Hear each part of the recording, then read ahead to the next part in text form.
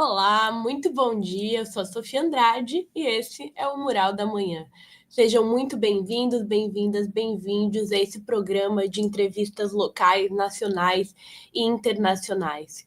E hoje a gente vai fazer um passeio, uma caminhada, uma trilha histórica pela história da Rússia e também, na época, União Soviética, falar sobre a vitória, os 80 anos da vitória contra o nazifascismo, e uma viagem que teve muita história para contar, e por isso que depois da sua viagem à Rússia, a Rafita Salan está aqui conosco no Mural da Manhã para contar um pouco dessa sua viagem, do que ela encontrou por lá, do que ela viu, do que ela analisou, como que a população russa comemorou esses 80 anos da vitória contra o nazifascismo, como que a bandeira da Palestina e a luta contra o sionismo e contra o genocídio palestino tem sido uma pauta também da população russa, e muito mais outras coisas, com muitas imagens aqui para retratar tudo isso. Eu recebo Rafita Salan no Mural da Manhã. Muito bem-vinda. E sem áudio, tem que ligar o áudio pelo celular, mas acho que agora vai funcionar. Bom dia. Bom dia sempre. E também é uma alegria poder compartilhar com todos, né, principalmente com o Portal Desacata, aí, que nos acompanha há muito tempo na luta, e aos ouvintes, essa pequena experiência, né, mas é uma pequena experiência de um grande sonho, né, a gente que sempre trilhou e nasceu, né, com essa perspectiva de um mundo diferente, socialista, mais justo, mais humano. Não foi possível eu ter ido na época na União Soviética, né, apesar de eu ter feito parte do Instituto Instituto Cultural Brasil União Soviética. Eu fiz russo, né, na minha juventude, fiz parte desse instituto, tentei ir para a União Soviética, mas aí acabou, né, que a perestroika ali rompeu esse sonho da gente, e mesmo assim, hoje ir para a Rússia é uma realização, porque, para minha surpresa também, eu estava quase que pisando na União Soviética mesmo, sabe? De ver nas ruas, né, nessa data histórica, né?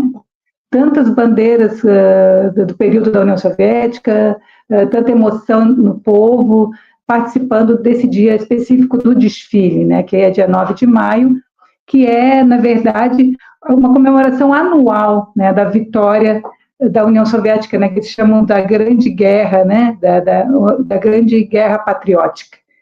Ali eles encerraram o nazismo, né, ali eles encerraram toda aquela força que vinha do Ocidente querendo, né, dominar ali a Ásia e o Oriente.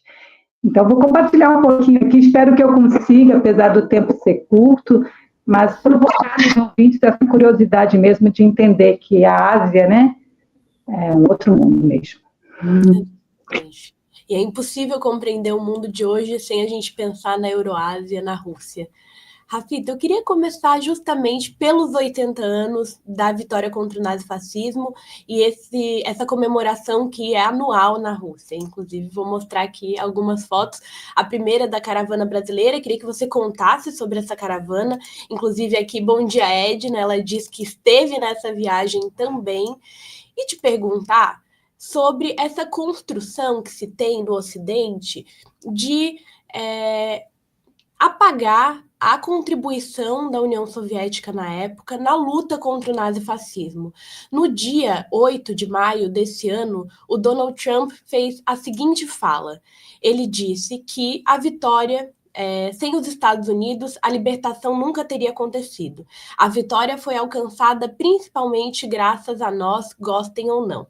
Essa declaração foi dada, então, no dia 7 de maio, antes da grande vitória. Eu queria que você comentasse isso, porque a construção dessa memória no Ocidente oculta a vitória da União Soviética na Segunda Guerra, a vitória contra o nazifascismo, e contar da sua experiência, o que foi esse dia de celebração, como é que foi, como é que estava...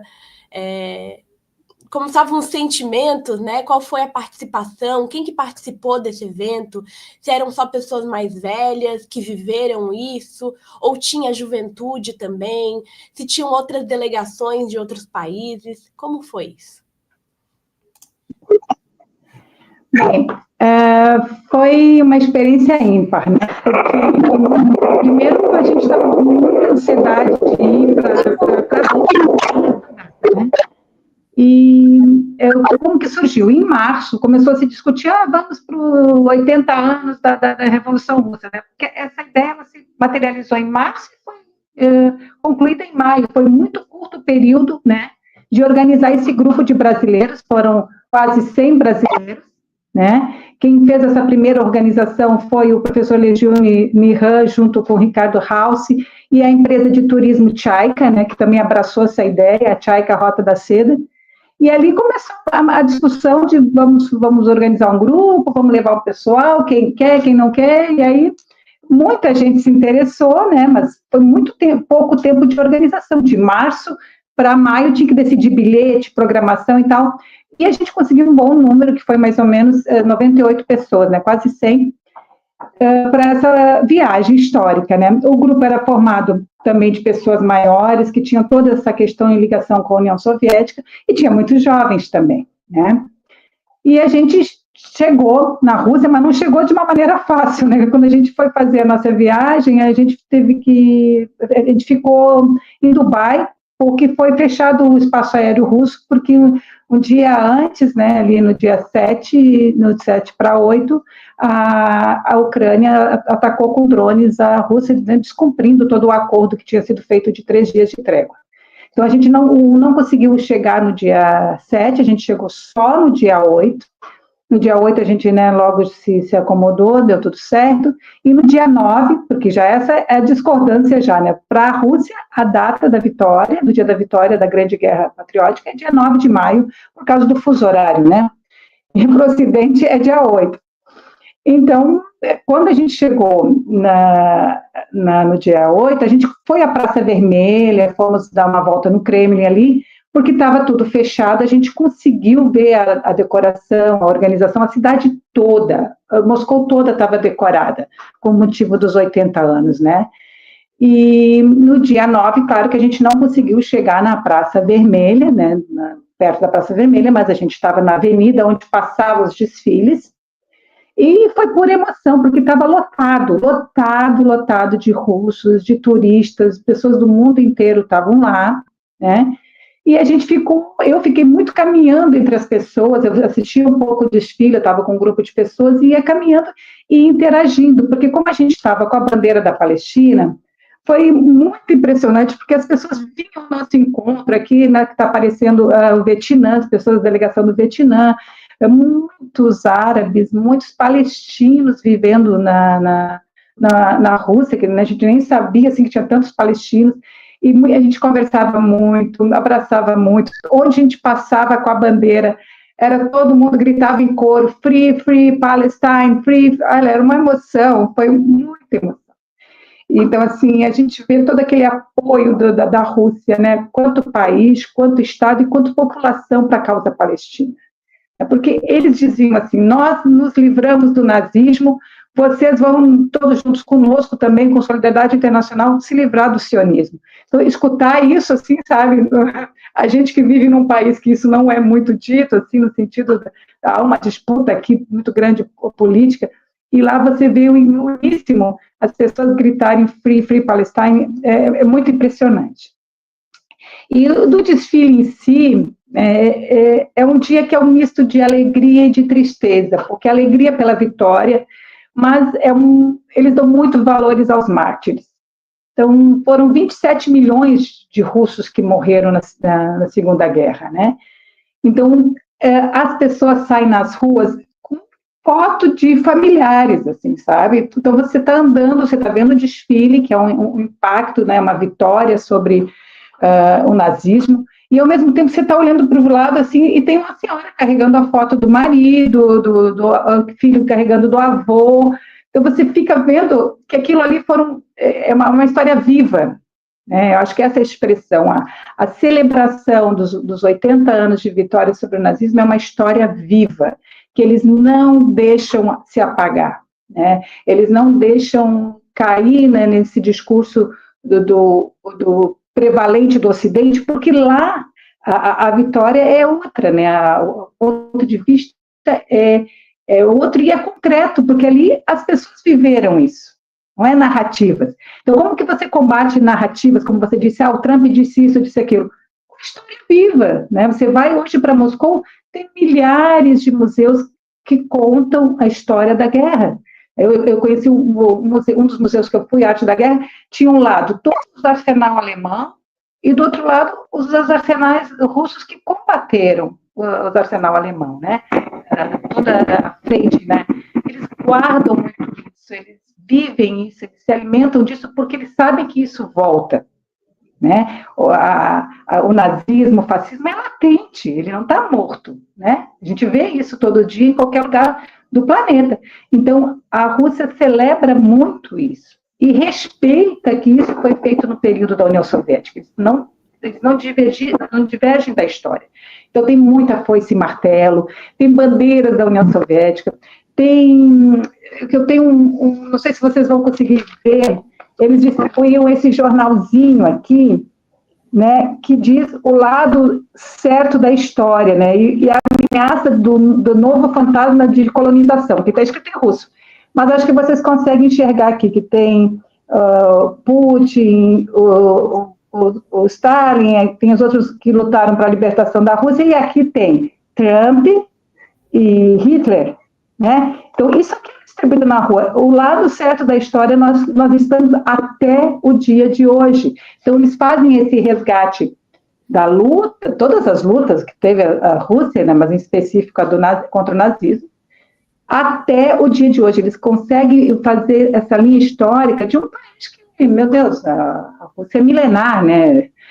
Do século IX, e é difícil a gente, como no Brasil, que é muito recente, 500 anos, né, de colonização, mas, assim, a gente não tem esse fio histórico na veia, porque eles ficam recontando nossas histórias, né, que a gente foi descoberto aqui, não sei o quê, ninguém conta, né, ninguém deixou os nossos nativos, o povo indígena contar a própria história. E lá não, lá é muito preservada essa história.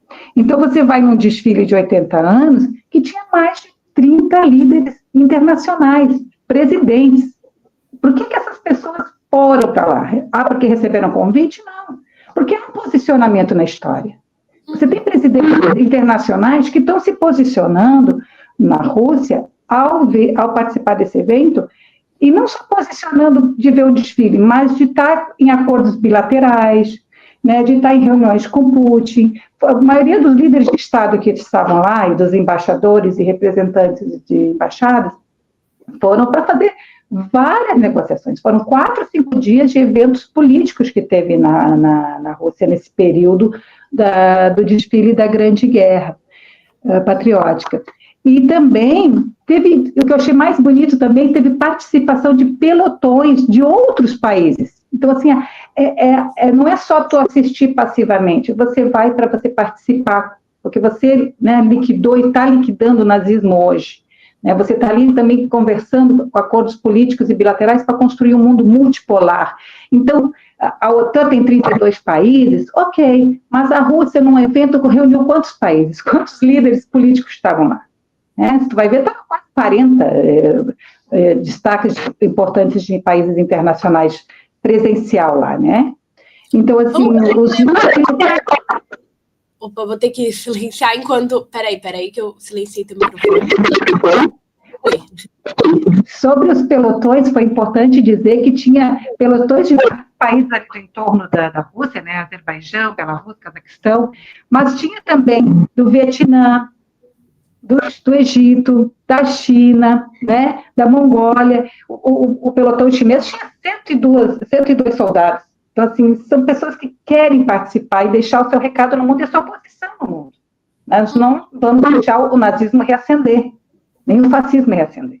E que sabe que a construção do mundo multipolar é coletiva, não é você trocar de um império pelo outro. Por isso que o Trump está sapateando e contando a versão dele, porque ele só tem uma visão, né, unilateral. E quando você vê esses polos de países reunidos, participando de uma data histórica, rememorando os mártires, mostrando que estão firmes para combater o nazismo, junto com esses aliados, esses presidentes, todos esses países que participaram, inclusive, do desfile, mostra que claramente a Rússia não está isolada, né? Então, essa é a impressão que eu tive. Agora, o que mais me apaixonou foram ver as famílias levando, né, os seus retratos, me lembrou muito a Palestina, porque na Palestina também cada mártir, né, a gente faz o retrato, a gente cola nas paredes, as famílias, né, são assistidas.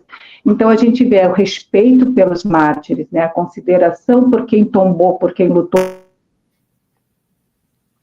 hoje firme na luta, né? Eu acho que essa é a mensagem. O desfile grande é em Moscou, mas todas as províncias, todas as cidades têm o desfile das famílias, né? Tem a ida ao cemitério, todos os pontos são cheios de flores, né? Colocam flores, colocam flores para rememorar a morte, o papel dos mártires. Eu queria te perguntar o papel dos mártires, porque, como você muito bem colocou, não é só um momento de memória da vitória, mas memória de todas as perdas. Eu queria que você desse aqui para a nossa audiência uma dimensão do que foram as perdas da União Soviética na época. 14% da população do país morreu no conflito. Houve não só uma destruição, né, da terra, uma destruição da malha viária, uma destruição que levou muitos anos para a Rússia depois conseguir se recompor. Então, eu queria que você contasse um pouco dessa dimensão do que significou para a União Soviética na época da Segunda Guerra, e os espaços de memória. Então, como foi esse museu que você conheceu? Como é que eles lidam com essa memória dos seus mortos? Então, na verdade, eu penso que a Rússia não se recuperou. Veja bem, na Segunda Guerra, a cifra que dizem é 25 milhões a 27 milhões, né, de mártires. E isso está muito bem representado nos museus, nos pontos estratégicos, nos cemitérios, até tem um cemitério que depois eu vou falar, tem os pontos de reflexão, os monumentos, onde as pessoas choram, botam flores. O mês de maio é tudo florido, né? Então, assim, porque é um momento de o cravo, né, que é a principal flor que eles colocam. Depois eu vou falar também desse ponto aí que está passando agora, que acho que esse foi o ponto que mais me emocionou, que me lembrou muito a Palestina, né? Só para concluir sobre a população, que eu acho que a Rússia não se recuperou ainda, é porque apesar da Rússia ser o maior país do mundo em extensão, ela tem graves problemas demográficos, né? Ela é o 9º país em população. Tu vê, o Brasil é o 7º, tem com 200 milhões de pessoas, a Rússia é o 9º, ela chega a 145 milhões de pessoas. Então, eles inclusive, estavam brincando lá, estão precisando de 2 milhões de mão de obra, porque não tem a população, eles têm um problema demográfico, realmente, de crescimento, e acho que a Segunda Guerra foi ontem, né, 1945, quer dizer, as famílias, né, tiveram muitas perdas, mas, em contrapartida, apesar da questão demográfica, o país cresceu muito, né, hoje é um país de ponta, com muitas políticas sociais. É interessante que a aceitação do Putin, eu percebi, apesar de ter críticas e tal, mas a aceitação dele vem muito por ele manter as políticas sociais da época da União Soviética, né? Então, assim, a gratuidade da saúde, a gratuidade do ensino, os próprios guias iam relatando para nós o dia a dia. A gente tinha guias que falavam em português, a gente fazia pergunta do dia a dia, né? Então, assim, a vantagem de ter uma creche das 7 horas da manhã às 7 horas da noite, em algumas cidades totalmente gratuitas, outras tinham que pagar uma pequena taxa. Então, isso mantém as políticas sociais e vai sendo um atrativo para viver na Rússia, porque, né, eles precisam de pessoas que continuem a construir o país.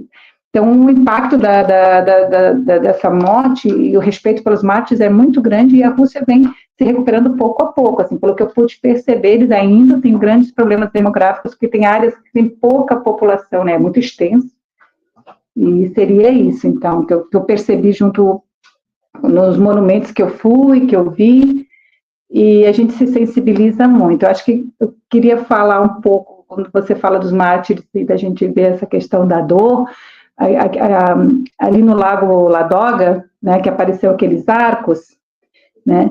É interessante ver como o nazismo ele usou várias táticas nesse período de ocupação na Rússia, e uma delas, né, foi cercar Leningrado, né, que hoje é São Petersburgo. Então, cercou Leningrado para dizer, não, Hitler mesmo disse, não, cerca tudo, fecha a entrada por mar e por estrada, que eles vão morrer de fome, né, e depois eles se dedicaram ao Stalingrado, né, a ocupação de Stalingrado foi uma batalha horrorosa, e perderam, né, mas enquanto isso Leningrado estava lá cercado, e realmente nesses 4 anos, 1 milhão de pessoas, 1 milhão de russos morreram de fome.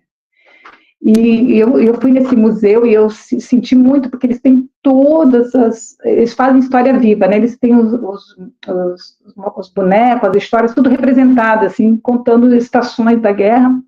E nesse arco que está aí, chama-se Círculo Quebrado, né? O Anel Quebrado. Nesse lugar aí foi onde teve a Estrada da Vida, que o Lago Ladoga ficava congelado, né? E eles só tinham horário noturno, da noite para atravessar, que levavam 10 horas para sair desse ponto aí que a gente está, até um outro ponto da Rússia, né, nas outras cidadezinhas, para trazer comida, levavam 10 horas sobre o gelo, imagina, quantos caminhões não foram perdidos, né, afundavam no gelo, e levavam também pessoas que tinham crianças, tentavam salvar as crianças, e caíam, às vezes um caminhão afundava com pessoas dentro, né? E nisso aí eles ficaram, né, 3 anos. Quando descongelava o lago, eles iam de barco, tudo escondido, né? E quando o lago congelava no inverno, eles tinham que fazer de novo toda essa trilha, essa estrada da vida, né?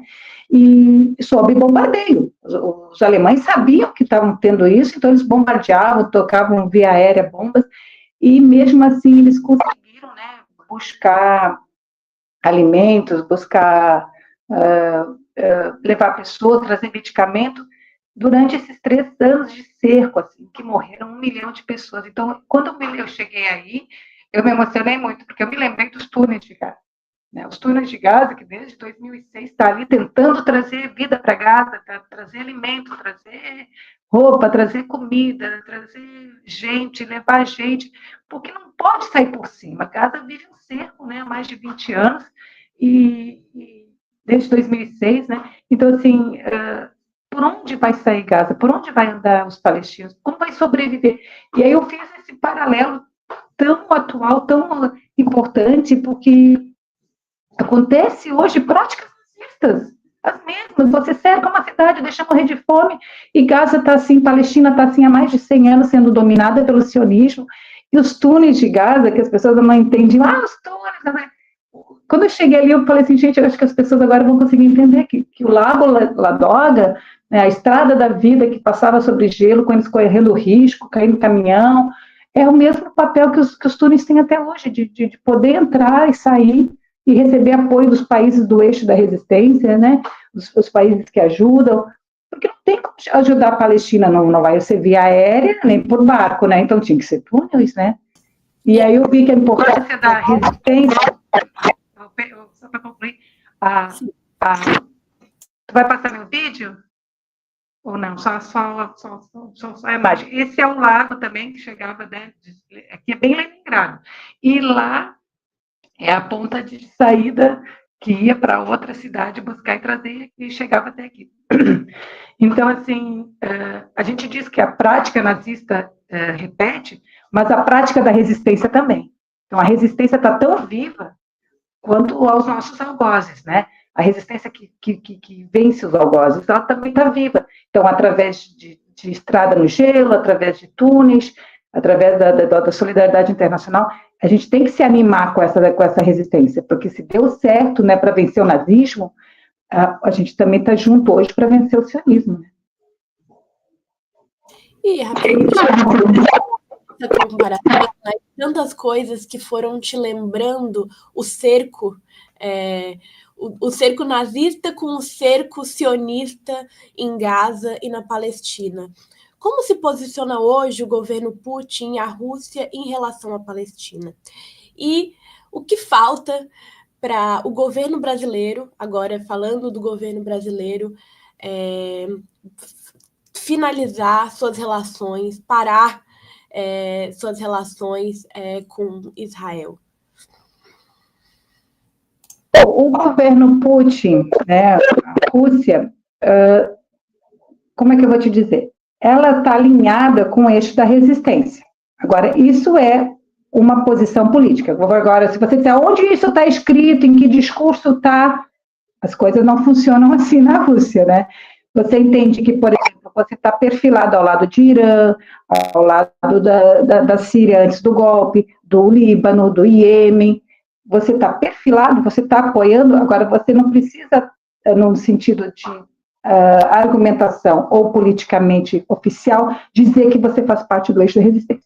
Como que a gente sabe disso? Pelo simples fato que a Rússia não está do lado do Trump, não está do lado da OTAN, não está do lado de Israel. Onde está Israel? Israel está com Trump. Aqui sem fazer análise maniqueísta, tá? Mas eu estou falando para resumir, porque senão seria muito tempo de explicação. Agora, o que eu senti lá é que, assim, ó, a Rússia tem uma maneira de apoiar muito a longo prazo, parece bastante o Irã, né? Muito a longo prazo, faz as táticas, as estratégias, porque eles têm uma tradição milenária. Um povo que venceu o nazismo não vai achar que Israel vai desaparecer assim, entendeu? Tem que ir, né, pelas beiradas, com ações táticas, com apoio financeiro, com apoio aqui e ali, né, recebendo refugiados, ajudando aqui. Por quê? Porque o ataque direto, a brutalidade direta é feita por Israel e por Trump. Né? Estamos aí com 60 mil mortos palestinos, Gaza destruído, o silêncio do mundo, e quem está ainda erguendo a bandeira palestina é a solidariedade internacional, a resistência palestina e o eixo da resistência. Então, assim, parece pouco, mas como eu falei no início, a resistência ela vai indo, né? Ele vai deixando, vai construindo, vai deixando conquistas e botando no mundo essa discussão que o mundo tem que ser multipolar, não dá mais para o senhor xerife Trump dizer a história que ele quer da Segunda Guerra, não dá para ele dizer que Israel tem seu direito de defesa, porque o que está acontecendo? Já extrapolou a questão da humanidade. O genocídio está declarado em vários países, o genocídio sofrido pela Palestina agora já está sendo declarado por vários países do mundo. E a população russa, pela efervescência que a gente viu no desfile dos 80 anos contra o nazismo, era totalmente pró-Palestina. Não tinha ninguém, não viu uma bandeira de Israel, imagina, nunca. E lá tem bastante judeus, né? Que a gente sabe que o judaísmo é uma coisa, o sionismo é outra. Mas até a gente passava, batiam palma, gritavam, cantavam apoio. E então eu senti isso, que tem o governo, tem o povo, e a aceitabilidade da Palestina é muito grande, da luta da resistência palestina é muito grande. Sobre o Brasil, né, a minha posição, a posição do grupo que eu trabalho, é imediata ruptura, né, das relações diplomáticas, econômicas do governo brasileiro, acadêmicas, né, relações diplomáticas, acadêmicas, culturais, econômicas, políticas com Israel.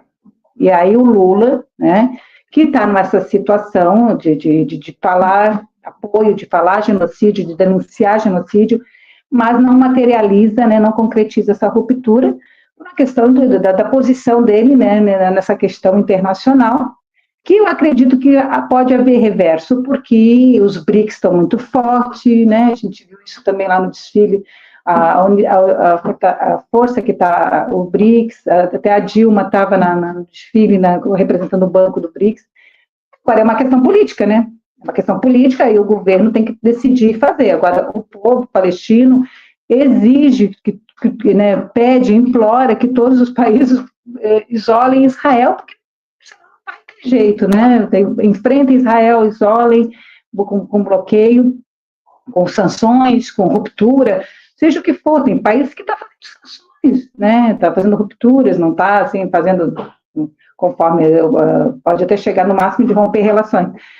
Mas a hora já passou, né? São mais de 60 mil mortos e toda aquela calamidade que a gente vê, que é uma dor imensa, que não está acontecendo só desde outubro, a gente sabe que há mais de 100 anos a Palestina sofre, né, genocídio de diversas formas. Eu tive a oportunidade de ir 3 vezes para a Palestina, e em 2010, quando eu fui, Gaza estava sendo atacada. Em 2014, que eu fiquei 2 meses na Palestina, Gaza estava extremamente sendo atacada. E 2019 que eu fui, né, com o meu marido, e a gente, lá naquele momento, Gaza não estava sendo atacada.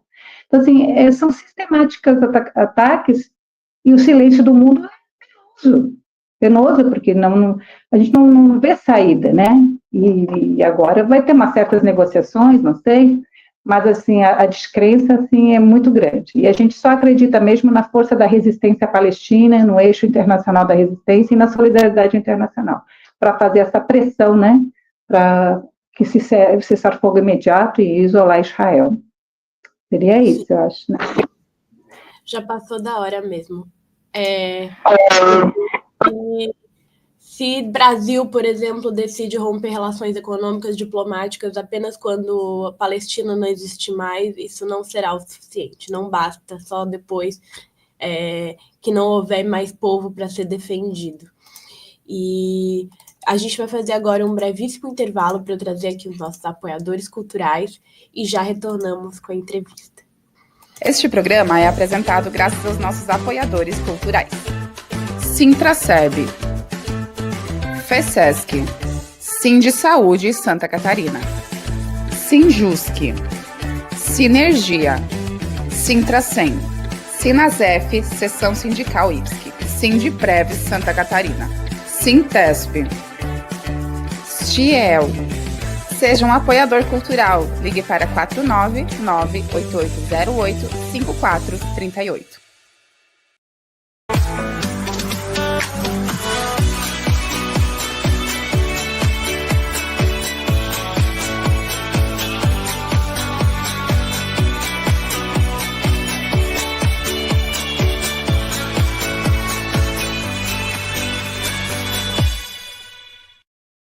A democracia na América Latina está sob ataque. Golpes de Estado, lawfare, os assédios judiciais e perseguição política são as novas armas para silenciar os povos e suas lutas. Mas a resistência continua. No dia 18 de julho, o Portal Desacato e a Cooperativa Comunicacional Sul realizam o seminário Golpes, Anistias e Lawfare no Brasil e na América Latina. Um debate urgente com especialistas que vão analisar os riscos da nossa democracia e apontar os caminhos de luta.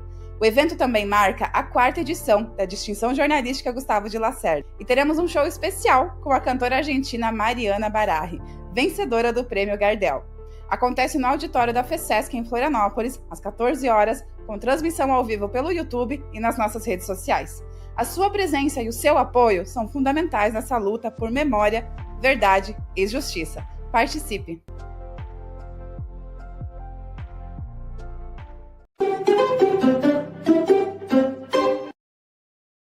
Antes de retornar com a entrevista, eu quero agradecer muito aos nossos apoiadores culturais, responsáveis por a gente conseguir realizar o nosso trabalho todas as manhãs, aqui na Manhã com Dignidade, pela noite, na nossa programação da Noite Livre do Portal Desacato, no nosso site, desacato.info, e também nas nossas redes sociais.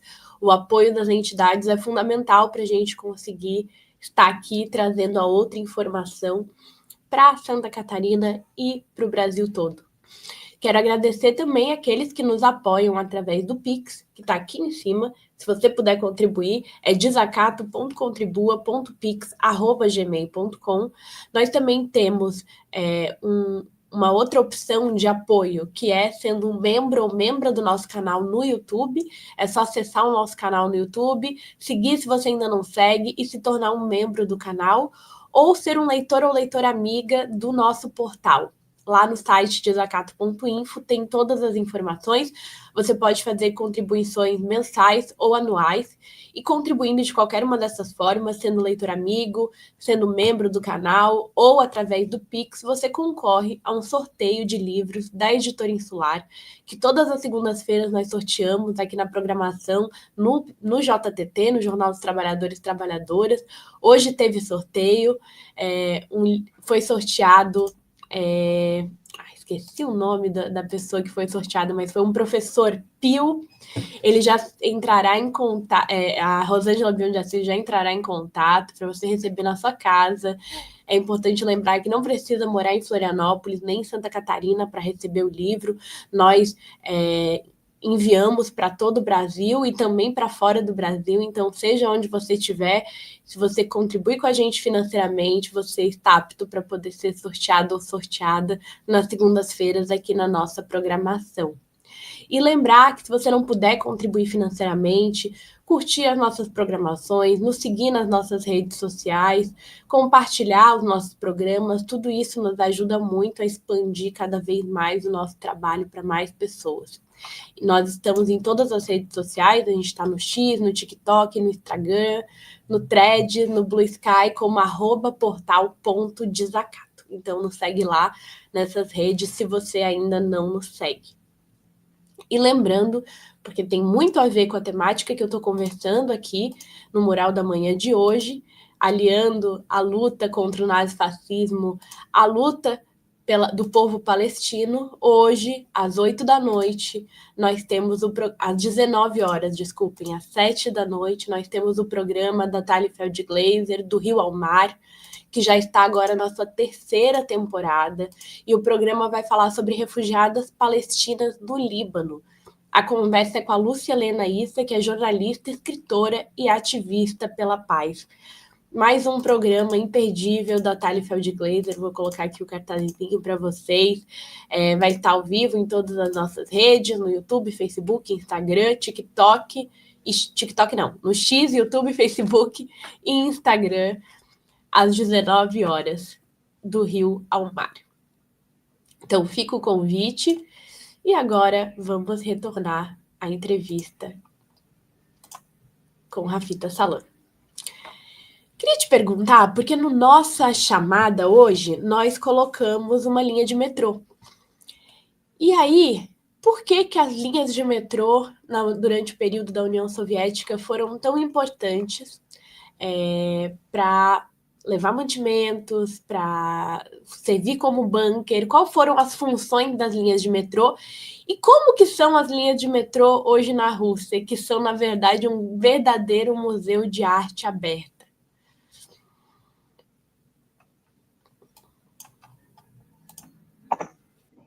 Realmente, as linhas de metrô são lindas, são maravilhosas. O metrô tem mais de 90 anos, né? Eles falaram que fez aniversário agora de 90 anos, mas, na verdade, em 1932 já tinha algumas linhas de metrô, né? Eu acho que foi assim, a maior obra construída no período da União Soviética, porque ali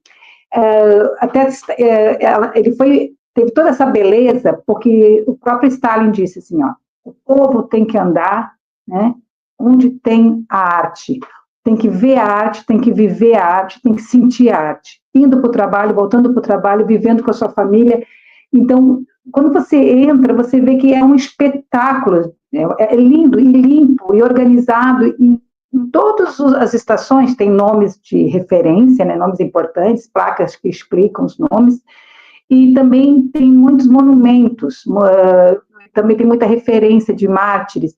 É uma escola, né? Você anda ali e você fica impressionado. E são todas as estações, até as mais simples, são bonitas, né? São assim, são organizadas e tem toda essa disponibilidade artística para visualmente você ficar embriagado mesmo, que são obras assim antigas, restauradas, obras novas, e mostra um pouco da sequência da história da União Soviética, dos avanços, das homenagens, e é muito importante, e realmente ela interliga, né, toda a Rússia. A Rússia todinha é ligada de trem, de metrô, de vias.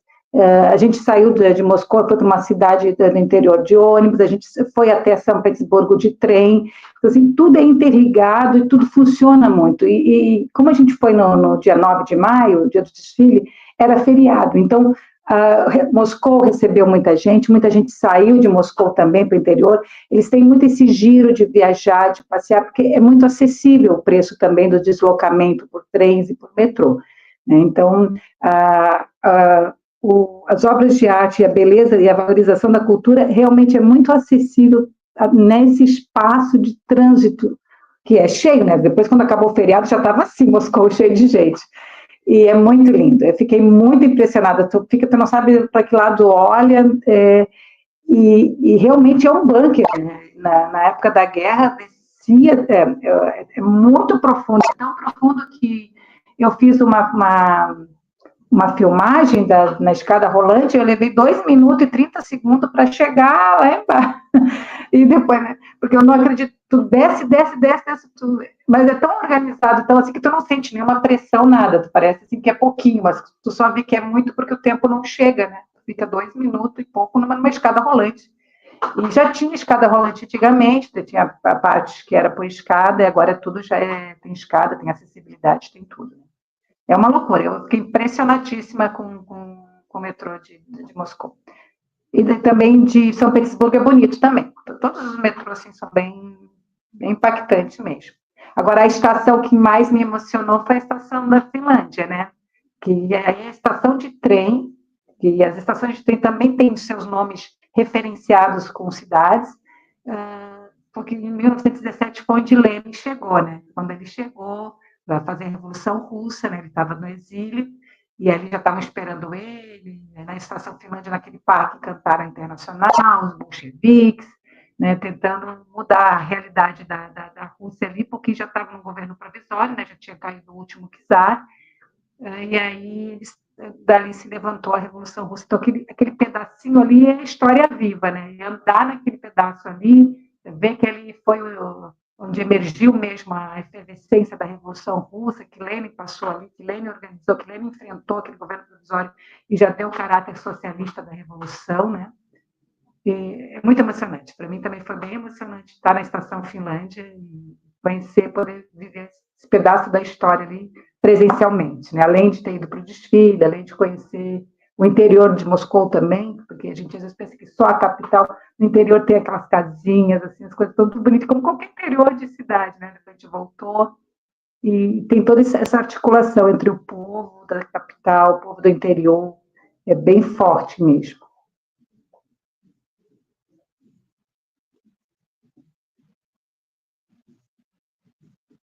Acho que caiu. Caiu? Hassan.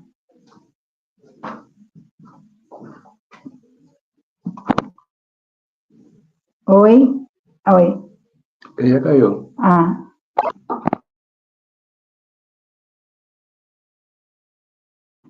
A Sofia está mandando aqui no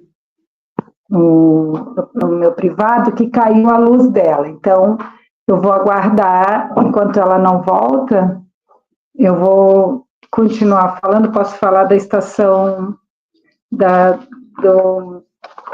Vou falar um pouco sobre o grupo também, porque como ela não vai poder passar as fotos,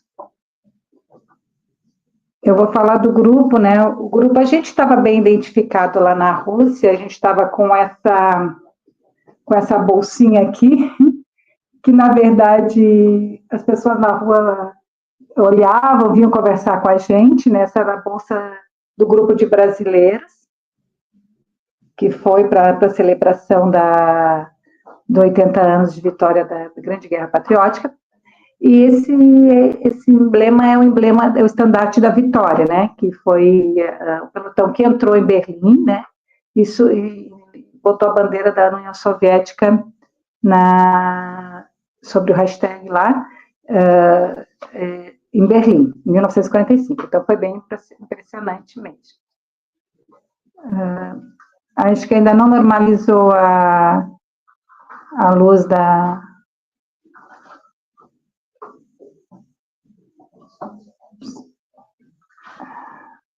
Deixa eu só ver aqui o material, aqui, só um minutinho.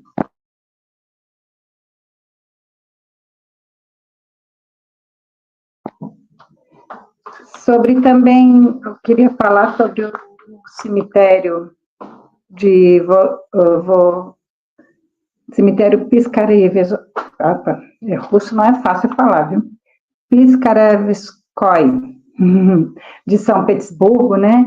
É um cemitério muito emocionante, que tu fica muito emocionado, quer dizer, quando você pisa nesse cemitério, porque, na verdade, tem mais de 500 mil mortos, né? 500 mil mártires enterrados, né? E a gente caminha naquele cemitério,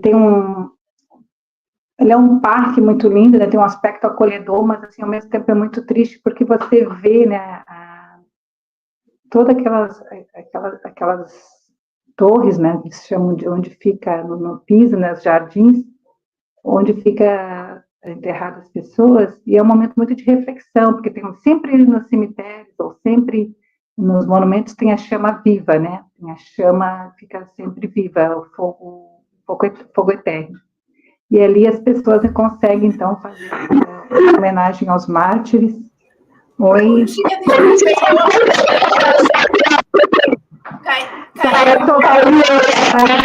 Saiu a Sofia e entrou a Thali. É que a Sofia acho que caiu, então ela estava me ligando. Eu estava tocando aqui a live sozinha, já ocupei aqui, já tomei o poder, já fiz a revolução. Eu imaginei que tinha alguma coisa que caiu com ela. Eu estava falando brevemente sobre a Estação Finlândia, mas eu não consegui, eu falei pouco porque eu queria que ela passasse as fotos, e também sobre o cemitério, né, onde tem, em São Petersburgo, onde tem mais de 500 mil mártires enterrados. E aí você entrou, então não sei como é que nós vamos tocar agora, porque eu tinha enviado algumas fotos, mas também tem sobre a Praça Vermelha, o Kremlin, que a gente pode falar. Sim, fica à vontade.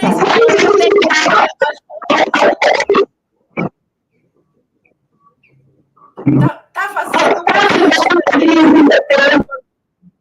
com teu áudio, então é melhor você falar sobre o que você... Desculpa. Bem-vinda, Thali, tudo bem? Eu tava... Bem-vinda você! Eu vi que a Sofia tinha saído da sala e fiquei falando sobre a Estação Finlândia e sobre o cemitério de São Petersburgo, que tem mais de 500 mil mártires, né? Que é um momento, um lugar de reflexão, um lugar que a gente faz presta homenagem. Só que as fotos não foram passando porque a Sofia saiu.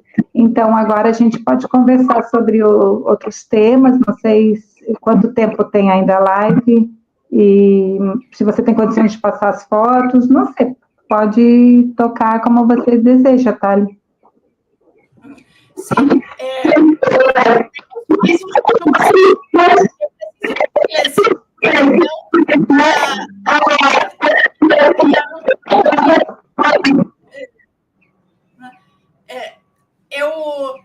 eu entrei para não deixar você sozinha, então. Na verdade, temos mais uns minutinhos e eu queria que você, na verdade, desse um fechamento que você estava falando, que você acha que precisa dizer. Infelizmente, peço desculpas, nem estava preparada para eu entrar ao vivo, mas algum problema com a Sofia.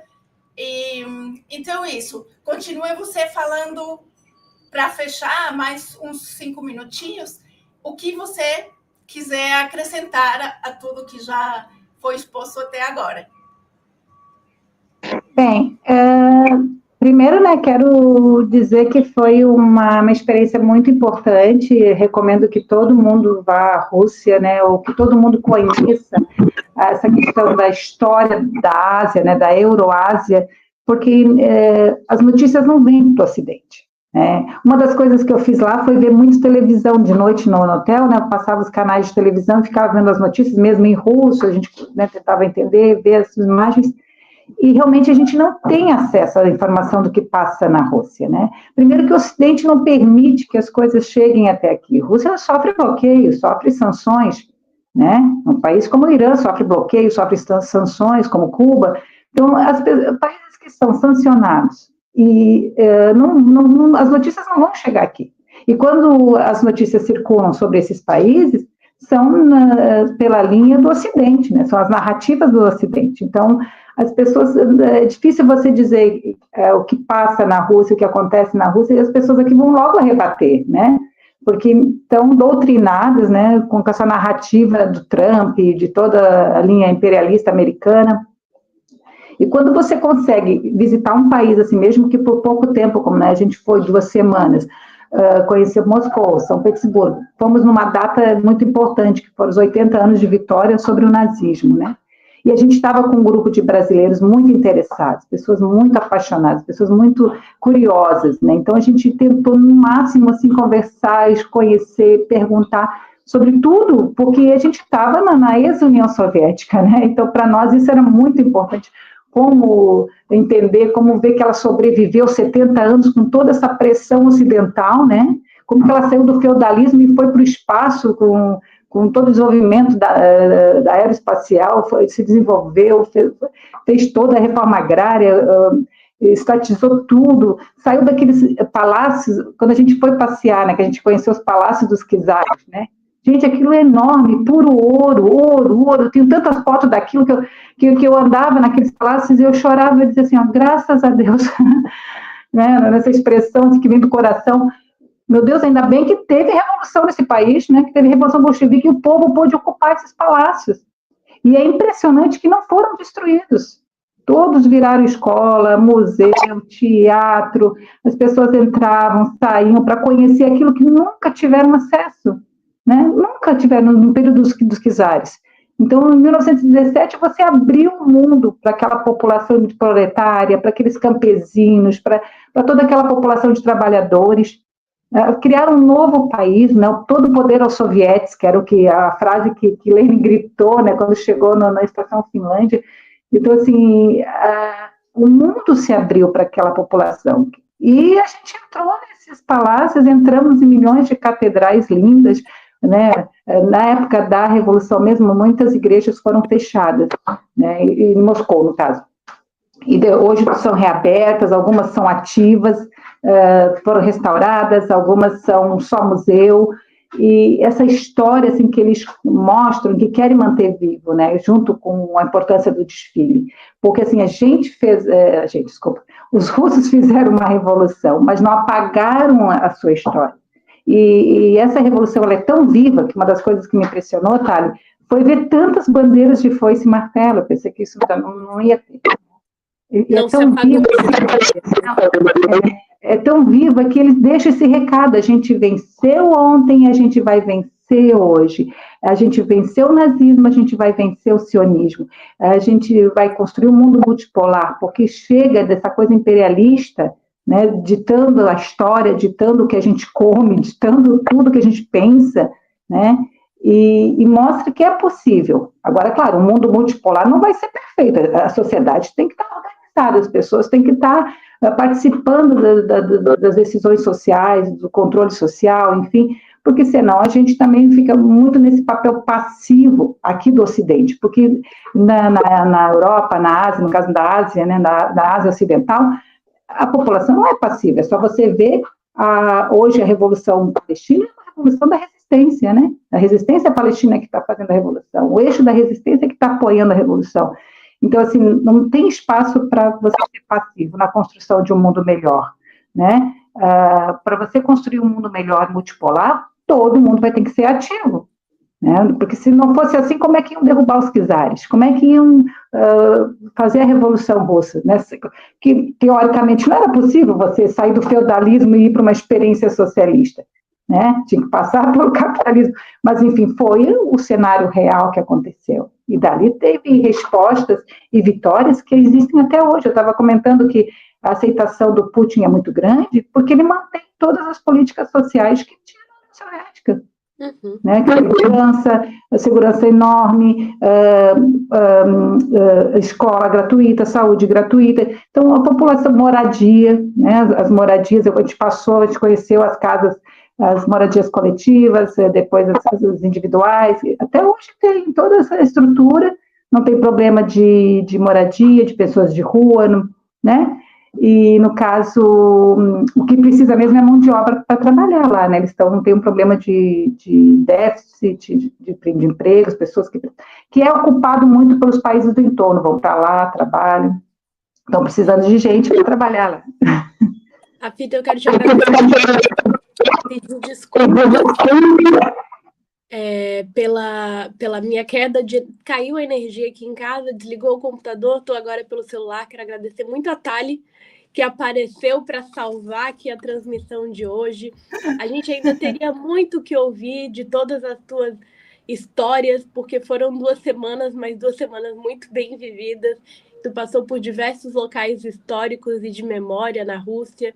Falar das mudanças geopolíticas e econômicas desses últimos 80 anos e, claro, da luta palestina, mas eu acho que deu para a gente tocar em alguns pontos e foi muito bom te ouvir. Quero te pedir realmente muitas desculpas pela essa queda que prejudicou a nossa transmissão e a nossa conversa aqui hoje, mas as portas do Portal Desacato estão sempre abertas para novas conversas sobre essa ou outras temáticas. Muito obrigada.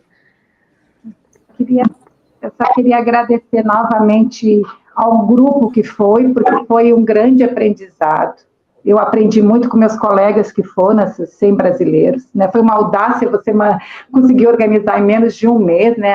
A Tchaika, o Lejune Mihan, o Ricardo Haus estão de parabéns. Também o Antônio Mariasso, que é do programa Arte da Guerra, né? Portal Arte da Guerra. Eles articularam muito rapidamente, em menos de um mês e meio a gente já estava com um grupo e tal, e essas pessoas todas, foi uma troca de aprendizado, a gente aprendeu, a gente falou um pouco do Brasil, a gente conheceu a Rússia, a gente viu que tem muito a lutar, né, para enfrentar esse imperialismo, esse militarismo, essa hegemonia estadunidense, né, não é fácil, mas a gente está no caminho certo, acho que entender, conhecer outros países com outras visões, que é construir coletivamente a sociedade passa, né, pela libertação da Palestina, poder ver lideranças africanas, também esqueci de destacar, né, o Ibrahim Toré estava lá, várias lideranças africanas estavam no desfile, foram mais de 30 países presentes, né, lideranças presidenciais de presidentes nesse desfile. A África está viva, está presente, já está se levantando, né, fazendo revoluções contra o domínio francês, e a gente tem que continuar, né, contra o domínio sionista, contra o imperialismo, mas entender que é uma tarefa coletiva, né, longe de ser resolvida rápido, mas tem que começar. Aliás, a gente já é herança, né, dos que começaram aqui no Brasil, dos que lutaram contra a ditadura, a gente é herança dos que venceram o nazismo, e a gente tem que continuar, né, até conseguir construir uma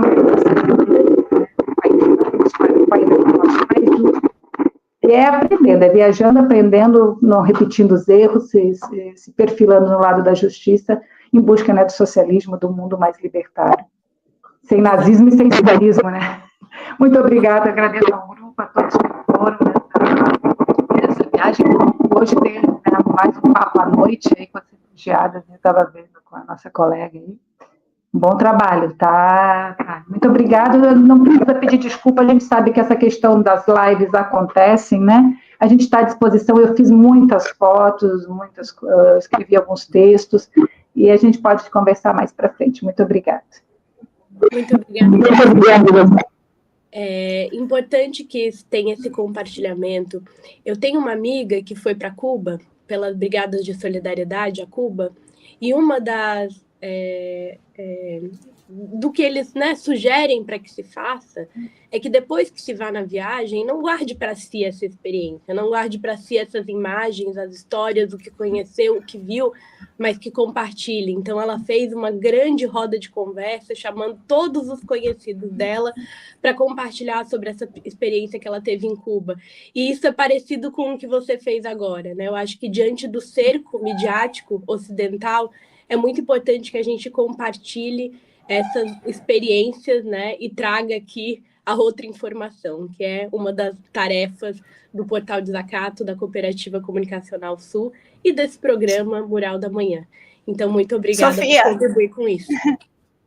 Sofia, queria agradecer primeiro a Rafika Salam e avisar, por exemplo, para a Etna que, infelizmente, por causa dos problemas na internet, não estamos conseguindo mostrar as fotos que estavam com a Sofia no seu computador e pelo celular ela não consegue mostrar. Então, eu tenho certeza que a Rafika vai enviar seus textos ou onde a gente pode acessar essas fotos e ela também deve estar compartilhando e aí todo mundo vai ter acesso a esse tesouro que está nas mãos da Rafika.